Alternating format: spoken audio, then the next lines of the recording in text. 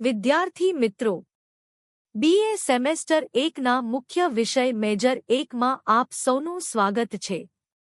આજે આપણે એક ખૂબ જ રસપ્રદ વિષયની શરૂઆત કરવા જઈ રહ્યા છીએ, જેનું નામ સમાજશાસ્ત્રનો પરિચય 1। આ વિષય આપણને આપણી આસપાસના સમાજને એક નવી નજરે જોતા શીખવશે।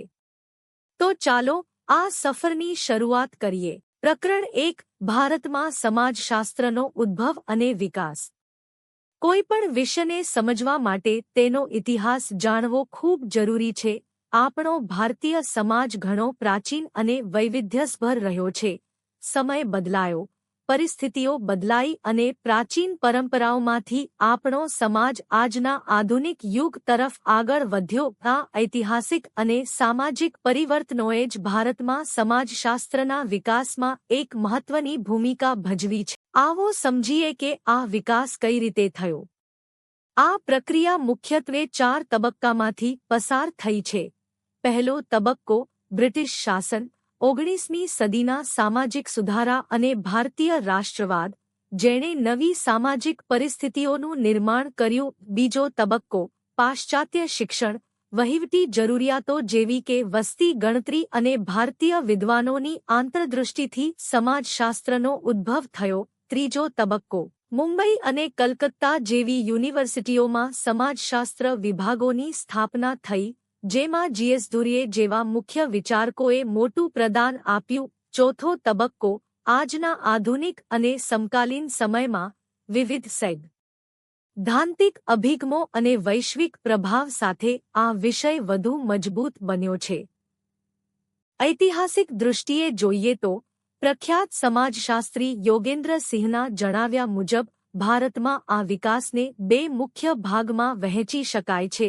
એક સ્વતંત્રતા પૂર્વેનો તબક્કો એટલે કે બ્રિટિશ શાસન દરમિયાનનો સમય, જ્યાં આ વિષયના મૂળ નંખાયા। 2 સ્વતંત્રતા પછીનો તબક્કો એટલે કે આધુનિક સમય, જેમાં ભારતે વિજ્ઞાન, ટેકનોલોજી અને ઉદ્યોગોના ક્ષેત્રે હરણફાળ ભરી અને તેની સાથે આપણો સામાજિક ઢાંચો પણ બદલાયો। આ બંને તબક્કાઓનો અભ્યાસ આપણને સમાજની સાચી સમજ આપે છે। ભારતમાં સમાજશાસ્ત્રના ઇતિહાસના એક ખૂબ જ મહત્વપૂર્ણ પ્રકરણ તરફ આગળ વધી રહ્યા છીએ। આપણો આજનો ટોપિક છે 1 સ્વાતંત્ર્ય પૂર્વેનો તબક્કો। પ્રારંભિક તબક્કો આ એ સમય હતો જ્યારે ભારતમાં સમાજશાસ્ત્ર વિષયના બીજ રોપાયા હતા। આઝાદી પહેલા ભારતમાં સમાજશાસ્ત્રના વિકાસ માટે ખૂબ જ મર્યાદિત તકો હતી અને તેનો પ્રસાર ઘણો ઓછો થયો હતો। રસપ્રદ વાત એ છે કે એ સમયે સમાજશાસ્ત્રમાં પ્રદાન આપનારા વિદ્વાનો મુખ્યત્વે બ્રિટિશ વહીવટકર્તાઓ હતા, જેઓ સામાજિક માનવશાસ્ત્રીઓ પણ હતા। તે સમયે સમાજશાસ્ત્ર અને સામાજિક માનવશાસ્ત્ર વચ્ચે કોઈ સ્પષ્ટ ભેદરેખા નહોતી વિકસી। આ તબક્કાની મુખ્ય 2 બાબતો સમજવા જેવી છે। પ્રથમ ઉપયોગિતાવાદી દૃષ્ટિબિંદુ। બ્રિટિશ વહીવટકર્તાઓએ ભારતના સામાજિક રચનાતંત્ર, રિવાજો, પરંપરાઓ, ભાષાઓ અને સામાજિક અર્થવ્યવસ્થા અંગે પુષ્કળ લખાણો પોતાના વહીવટી ફાયદા માટે લખ્યા હતા। અને બીજી બાબત છે વૈચારિક કે શાસ્ત્રીય પરિપ્રેક્ષ્ય, જેના દ્વારા ભારતીય સમાજ જીવનનો ઊંડો અભ્યાસ કરવામાં આવ્યો અને તેના આધ્યાત્મિક વારસાનું મૂલ્યાંકન કરવામાં આવ્યું। હવે પ્રશ્ન એ થાય કે બ્રિટિશરોનો હેતુ શું હતો।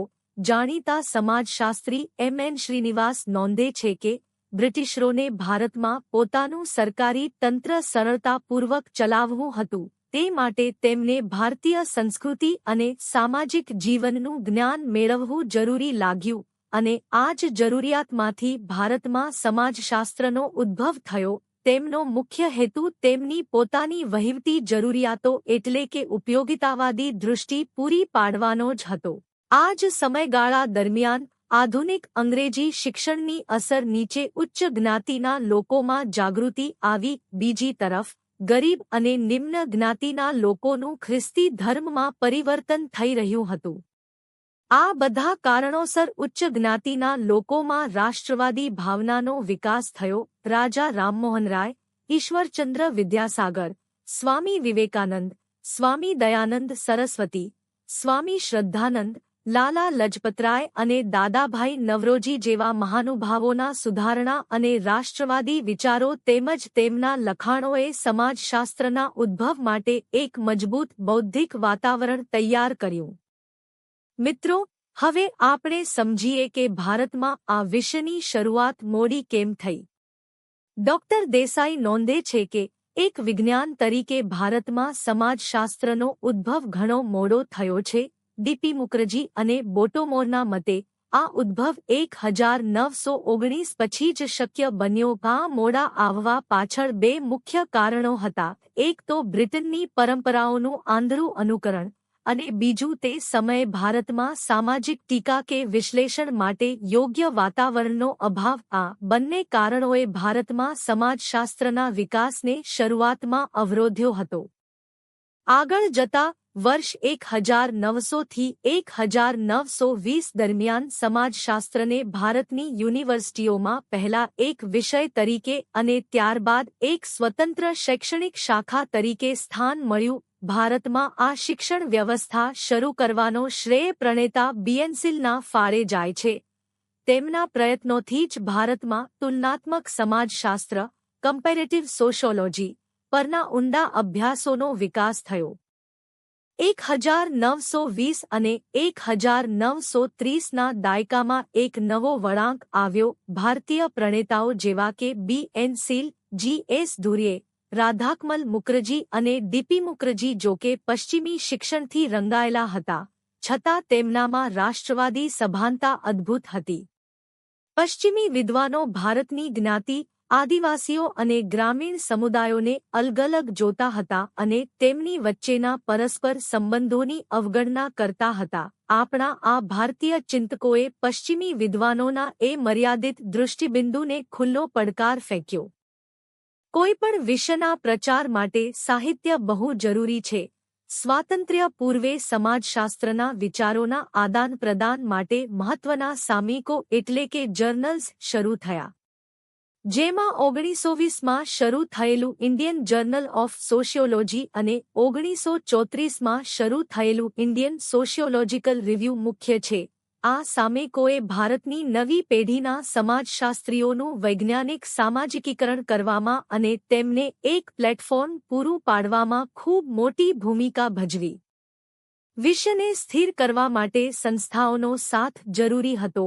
આ સમયગાળા દરમિયાન ભારતીય સમાજ અને સંસ્કૃતિના વ્યવસ્થિત અભ્યાસ માટે કેટલીક સરકારી અને બિનસરકારી સંસ્થાઓ આગળ આવી, જેમ કે ભારત સરકારનું વસ્તીગણતરી ખાતું, royal Asiatic society of Bengal અને ગોખલે ઇન્સ્ટિટ્યૂટ. આ બધી સંસ્થાઓના ડેટા અને સંશોધનોએ ભારતમાં સમાજશાસ્ત્રના વિકાસને એક નવી ગતિ અને મજબૂત આધાર પૂરો પાડ્યો. અને છેલ્લે સ્વાતંત્ર્ય પૂર્વે ભારતમાં સમાજશાસ્ત્રના વિકાસના બે મુખ્ય સ્તંભો એટલે મુંબઈ યુનિવર્સિટી અને લખનૌ યુનિવર્સિટી. આ બંને શૈક્ષણિક કેન્દ્રો દ્વારા જે વૈચારિક અને વ્યવહારિક ફાળો આપવામાં આવ્યો તે ભારતના ઇતિહાસમાં સુવર્ણ અક્ષરે લખાયેલો છે. આ બે કેન્દ્રોએ જ ભારતીય સમાજશાસ્ત્રને તેના પ્રારંભિક તબક્કામાં સૌથી વધુ મજબૂતી આપી. મિત્રો, આજે આપણે સમજીશું સ્વાતંત્ર્ય પછીનો સમયગાળો, વિકાસ અને તેના જુદા જુદા તબક્કા.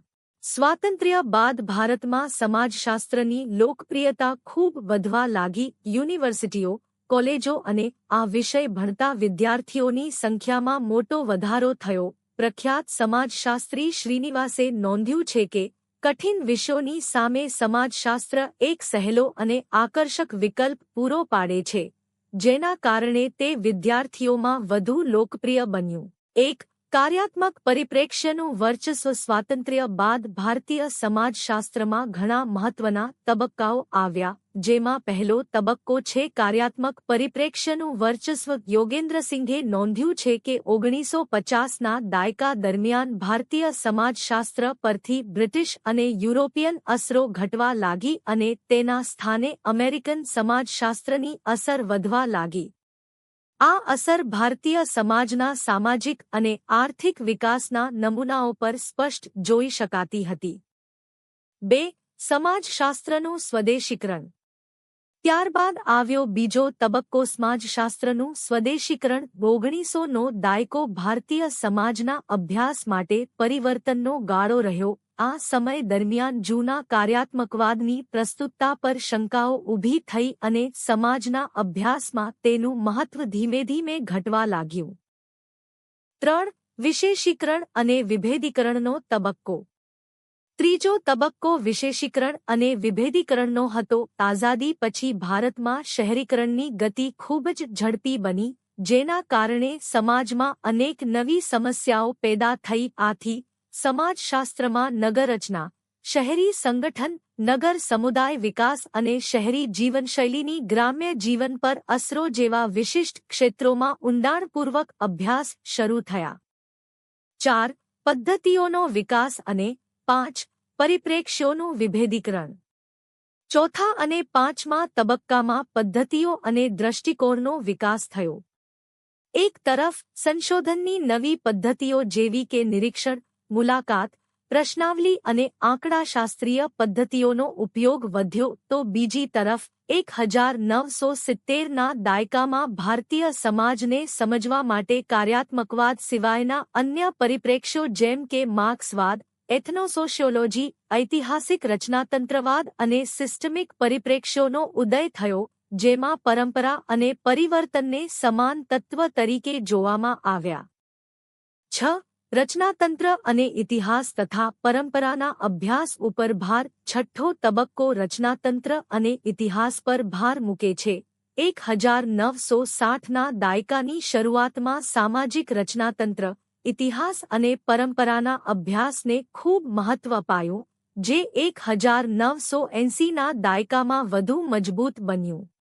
આ ગાળામાં આદિવાસી ચળવળ, કિસાન ચળવળ, ધાર્મિક, સાંસ્કૃતિક અને જ્ઞાતિ ચળવળો જેવા સામાજિક આંદોલનો અને ગતિશીલતાનો વ્યાપક અભ્યાસ કરવામાં આવ્યો. 6. રચનાતંત્ર અને ઇતિહાસ તથા પરંપરાના અભ્યાસ ઉપર ભાર. છઠ્ઠો તબક્કો રચનાતંત્ર અને ઇતિહાસ પર ભાર મૂકે છે.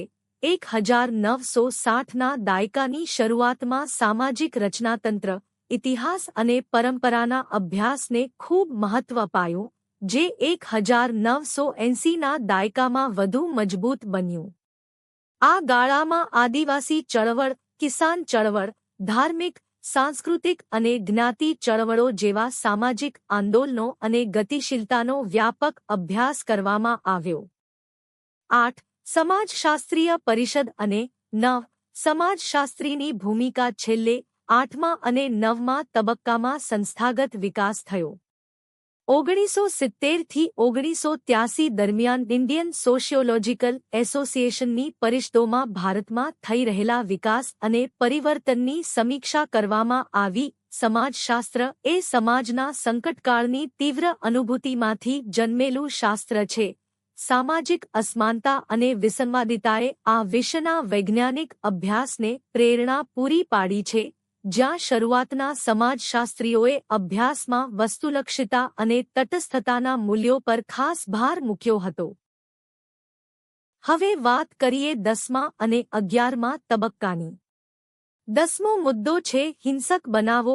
દેશમાં આર્થિક અને શૈક્ષણિક વિકાસને કારણે અમીર અને ગરીબ વચ્ચે સામાજિક અસમાનતા અને વિરોધાભાસો વધ્યા. આ અસંતોષને લીધે દેશના ઘણા ભાગોમાં હિંસક બનાવો બનવા લાગ્યા, જેનો અભ્યાસ પણ જરૂરી બન્યો.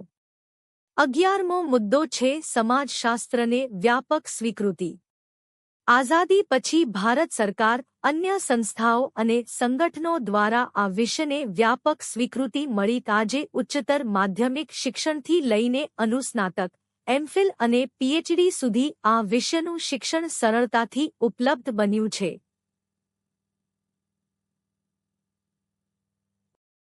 આ વિડિયોમાં જોડાવા માટે આપ સૌનો ખૂબ ખૂબ આભાર.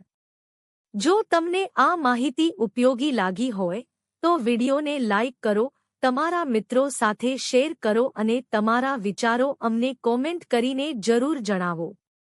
આવા જ અન્ય એજ્યુકેશનલ વિડિયોઝ જોવા માટે અમારી ચેનલ એજ્યુકેશન વોસને અત્યારે જ સબસ્ક્રાઇબ કરો અને બેલ આઇકન દબાવવાનું ભૂલતા નહીં.